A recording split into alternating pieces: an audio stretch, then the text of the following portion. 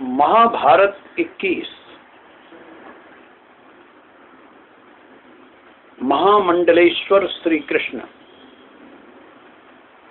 मदन मोहन तरुण के द्वारा लिखित एवं उन्हीं के द्वारा पठित।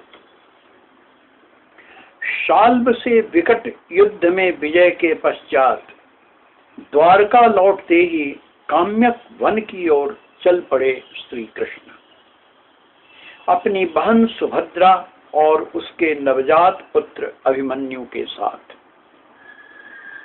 उधर धृष्टद्युम्न भी चले अपनी बहन द्रौपदी से मिलने पांडु के 5 पुत्रों के साथ।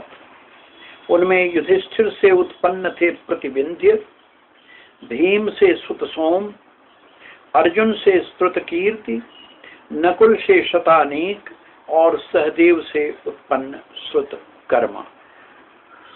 आए वन में मिलने धृष्टकेतु अपनी बहन करेणुमति के साथ, जो थी नकुल की पत्नी, और थे केकय राजकुमार।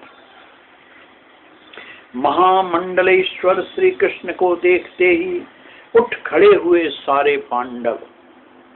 महाविभूति बड़े भाई युधिष्ठिर के साथ श्री कृष्ण ने आगे बढ़कर युधिष्ठिर को किया करबद्ध प्रणाम। आगे बढ़ युधिष्ठिर लग गए श्री कृष्ण के गले, जैसे इस दर्शन से आज समस्त पुण्य फले। अर्जुन भीम ने, नकुल सहदेव ने किया चरण स्पर्श। द्रौपदी ने भींगी पलकों से अपने सखा कृष्ण के प्रति किया अपना सम्मान व्यक्त। पांडवों ने जल से अर्घ से किया सबका सम्मान, फिर कुश के आसन पर दिया सबको स्थान। वन के पशु पक्षी सब आ गए आसपास, हिंसक अहिंसक भूल कर अपने भेदभाव। देखने को कैसे बैठे हैं जग के कर्ता, धरता भरता हरता, कुश के आसन पर सर्वेश्वर श्री कृष्ण स्वयं महीश। आज यह वन वही वन नहीं नंदन कानन है, ऐसा होता है महापुरुषों की उपस्थिति का प्रभाव। कृष्ण को एकटक देखते देखते अर्जुन के सम्मुख प्रकट होने लगे बीते अनेकों युग कल। सर्वत्र देखा उन्होंने महामंडलेश्वर कृष्ण को अनेक रूपों में विद्यमान। गंधमादन पर्वत पर ऋषि रूप में हैं तपस्यालीन, पुष्करावर्त में हजारों वर्षों तक मात्र जल ग्रहण कर हैं तप तल्लीन। विशालपुरी के द्वारकाश्रम में 100 वर्षों तक हैं एक पांव पर खड़े, आहार मात्र वायु, दोनों हाथ आकाश की ओर बढ़े। सरस्वती के तट पर कर रहे हैं 12 वर्षीय यज्ञ, नहीं है उनके शरीर पर कोई वस्त्र, सूखा तन है स्नायुओं का जाल। वही आज यहाँ हैं कुश के आसन पर विराजमान। देखकर अर्जुन के मनोकाश का विस्तार, बोले पांडवों को संबोधित कर भगवान। 13 वर्ष आपके होंगे कठोर तप के समान, मन के संकल्प संगठित होकर प्रकट होंगे अपराजेय उसके बाद। नियति सबको अवसर देती है उसके कर्मों के अनुसार। धर्म अधर्म सारे कर्म कभी खाली नहीं जाते, समय पर उनके फल पाते ही हैं अपनी अपनी जगह पर प्रकाश। शांति के जब तक विफल न हो जाएं सारे प्रयास, अच्छा है टल जाए आने वाला महाविनाश। जब क्षमा हो जाए हर प्रकार से असहाय, तब अपरिहार्य हो जाता है दंड से उपचार। मेरा सारा जीवन रहा है युद्धों के आसपास, जानता हूं क्या होते हैं उसके परिणाम। युद्ध उत्पन्न होता है किसी व्यक्ति के स्वार्थ संचालित विचारों में, और जब उसका व्यवहार कर देता है परिवर्तित से अपने अमर्यादित आचारों में, जब वह दूसरों के श्रम पर, उसके सम्मान पर, उसके अधिकारों पर मारकर बैठ जाता है फन। उन स्त्रियों की जब स्त्रियों की लज्जा का होने लगता है खुलेआम अपहरण,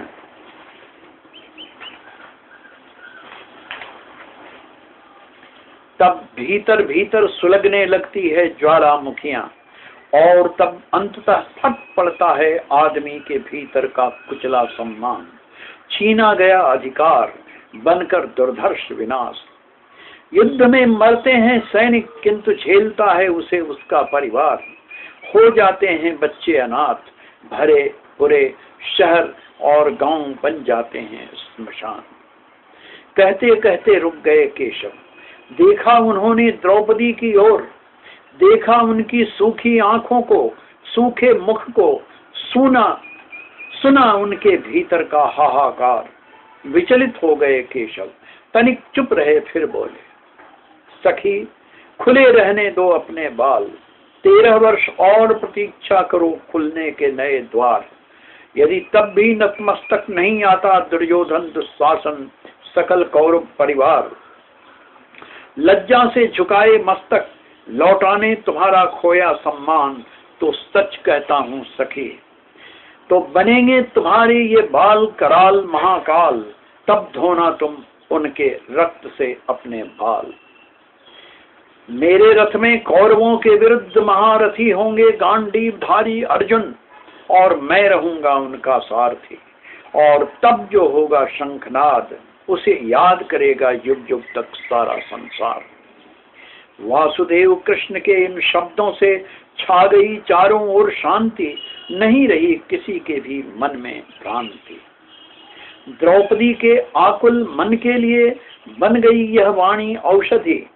इसी बीच अभिमन्यु को गोद में लिए धीरे धीरे अर्जुन के पास आई सुभद्रा।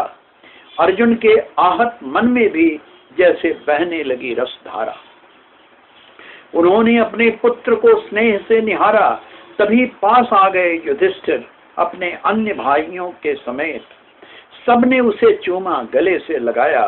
द्रौपदी ने सुभद्रा को वक्ष से लगाया, चूमा अभिमन्यु को अपना आशीष बरसाया।